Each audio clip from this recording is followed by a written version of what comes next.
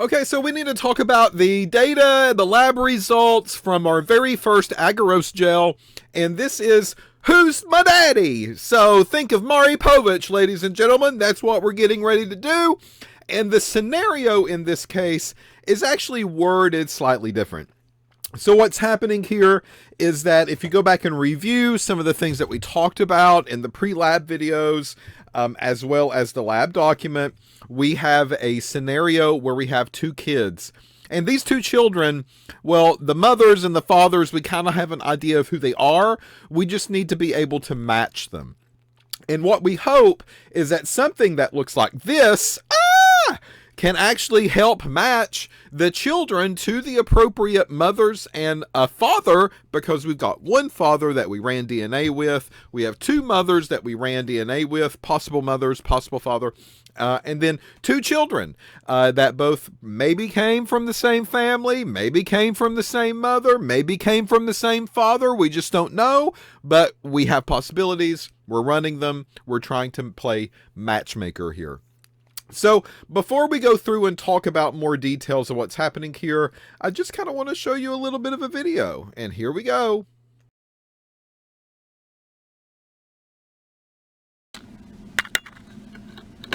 All right, guys, so I want to talk a little bit about the gel and what you are seeing here and how to interpret the results for this particular lab.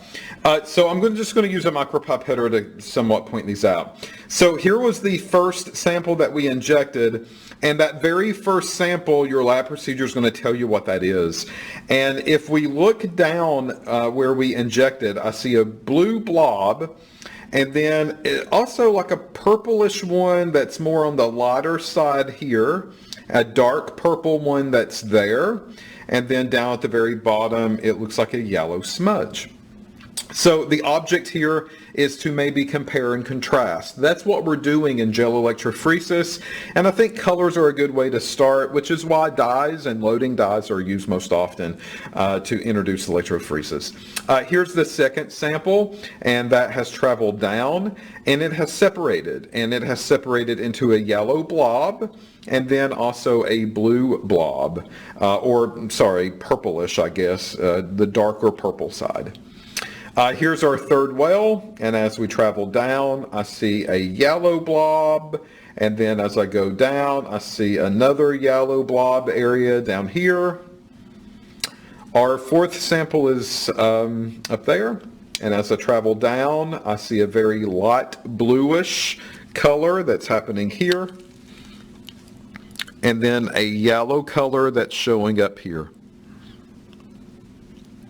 Finally, in sample number 5, as I travel down, it looks like that this had the traditional kind of violet that we saw up here on top, and then a deeper purple down here at the bottom, almost mimicking what's happening here. And then in sample number 6, as I go down, I see a little bit of violet that shows up here, but it also looks like a tinge of blue that's happening down here at the very bottom. So an extra little color somewhat maybe is happening there. Again, it's very faint, probably on your computer screen, but it is present, at least for my eyeballs.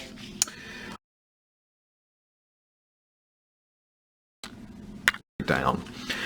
So a little bit more about this, and the object is to keep in mind, since that boy has two purpley colors back to back. Number 1 has this light blue and number 1 carries. That's what this is. So these are just standards, and these are colors that are going to show up, and we use this as a nice little reference. Sample number 2 was mother number 1. So those are the two colors that mother 1 carries. And then sample number 3 was mother 2. And again, two colors show up. Both of these are going to be yellow. Sample number 4 is boy number 1. So boy number 1 has this light blue and this yellow color.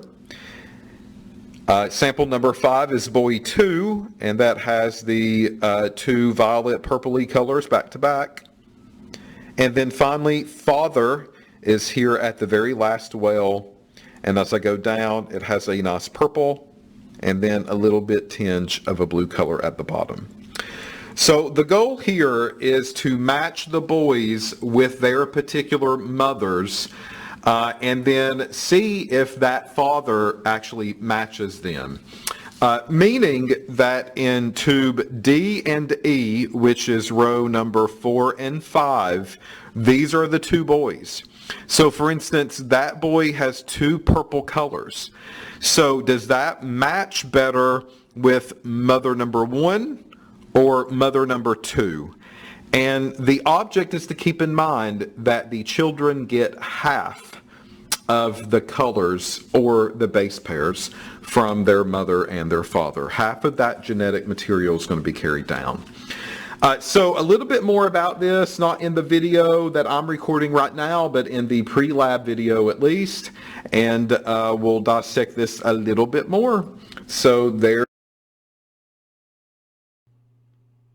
All right, guys, so now I want to kind of go to this picture and maybe draw this a little bit better for you. I'm just going to divide this up the best way possible. I cannot draw a straight line, but, you know, I'm going to try here.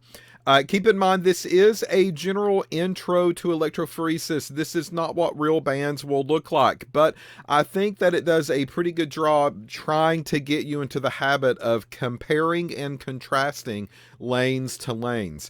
This very first one, we called this a ladder. And the reason that we call that a ladder is because that is like the representation of all of the bands that we want to pinpoint, that we want to talk about, that we want to focus. And it gives us an idea of where things are going to travel and how things have separated. So what I'm seeing here is that that purple and that violet color really hasn't fully separated, but I see some shades of them. They might be overlapped, they might be a little blurry, but that's okay. I see some shades of them at least, and that's good enough. They've at least separated. The first kind of real sample, if you want to call it a real sample, is mother number 1, and then we went to mother number 2, then we went to boy 1, and then we went to boy 2, and then we went to the father. So that's the order that we have injected samples into.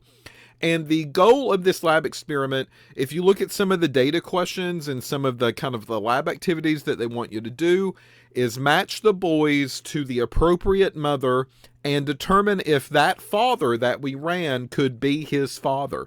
So for instance, with boy number 1, look at the color blobs and keep in mind that a lot of times it's half and half.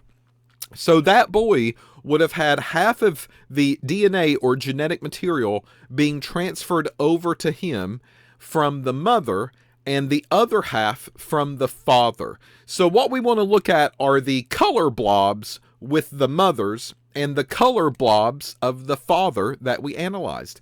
And we look at the color blobs of this particular boy. And we say, okay, look, this boy had a light blue band.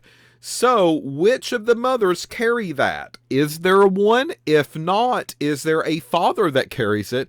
Because we hope that that blue color is from one or the other. Now, the way that these lab directions have been written, it's like, hey, listen, you know, they might not have the same father, but if they don't, then we don't have DNA sample to run against them. So we are just simply trying to identify which of the mothers, if any, and is the father a possible father? Yes or no? That's really all that we're doing here. And then finally down here at the very bottom, we have a fairly large yellow blob that happens here. So again, which one of those, if either, matches the mother, and or does that match the father that we ran? So that will give you an idea of how to identify the boy's proper mother if it's listed, and if we can identify the proper father if he's been analyzed and ran as well. Boy number 2 is the same thing. So I see two different colors. I see a violet and a dark purple here. So again, I go over and I'm looking at the two mothers and I'm like, listen, do any of these mothers match that? Yes or no? And then if not, or if so, does the father match it? And then down here at the very bottom, this darker purple one, I'll come over and I'll be like, hey, does either one of these mothers match it? I hope so. And then if not, well, maybe the father will match it. Yes or no? So again, we're trying to identify where the halves are coming from. These mothers have been ran. A possible father has been ran. Therefore, half of the colors from these boys should be coming from the mother, and the other half of the color of the boys should be coming from the father. So that's how we're going to identify which, if either, of the mothers go to both of the boys. So boy number 1, we treat him separate. Boy number 2, we treat him separate. Is boy number 1's mother on the gel? Yes or no? And if so, which? Is that father boy 1's daddy? Yes or no? And then we do the same thing with boy number 2. We look at boy number 2 and we say, okay, which one of these mothers, if any, will kind of match boy number 2? And then is he the father that we ran to boy number 2?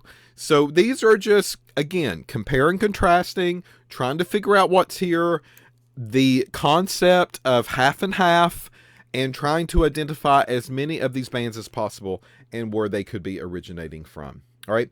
So yet again, here's the experiment of who's the father. There's the order that we ran them in. Lane 1 is a DNA ladder that has all the colors that we ran. Lane number 2 is mother 1. Lane number 3 is mother 2. Lane 4 is child 1. Lane 5 is child 2. And lane 6 is the possible father. So once more, we're trying to identify the parents of each one of these boys. That's what we're all about. That's what this lab is trying to drive you to. And folks, this is just a general intro to electrophoresis. That's all that this is. So once we kind of do this and we understand this concept, half of the bands coming from a mother, half the bands coming from the father, we have a better understanding of paternal DNA, trying to identify the parents, trying to identify the fathers. Again, Maury Povich seems like he is the king of who's the baby's daddy. And this is kind of what we're driving for as far as the lab experiment goes. So hopefully that will help. I'm not going to give you the full-blown answers of which one is which. That's for you to determine. It's for you to decide. And just make sure you open up the data sheet, answer those questions, do what we need to do. But this is just a little baby step in the right direction. So we're looking at colors, not necessarily true bands that we would see in electrophoresis. We're not measuring anything. We're not measuring distances. We're not reporting. We're not doing any kind of graphs. None of that kind of work. It's just a simple overall idea of electrophoresis at its heart. That's what this lab experiment is all about. And it makes a great intro to electrophoresis as well. So good luck identifying the parents of the boys. Maybe the mothers are there. Maybe they're not. Maybe the father is there. Maybe not. Maybe neither one of these boys' mothers have been selected to ran, and maybe neither one of these boys' father is represented on the gel either. Again, that is up for you to determine. So go back, revisit DNA, revisit electrophoresis, revisit interpretation, watch the pre-lab video again if you have to. But folks, this is the conclusion of Who's My Father? Lab experiment with electrophoresis. So we've got more electrophoresis labs coming up, and it's those times where we are looking at real bands, or something truer to what we would see in a working laboratory, and we'll go from there. But again, great intro, get you to go through the motions, and we'll use these types of practices to help us with experiment number 2 and experiment number 3 as far as electrophoresis goes. Good luck.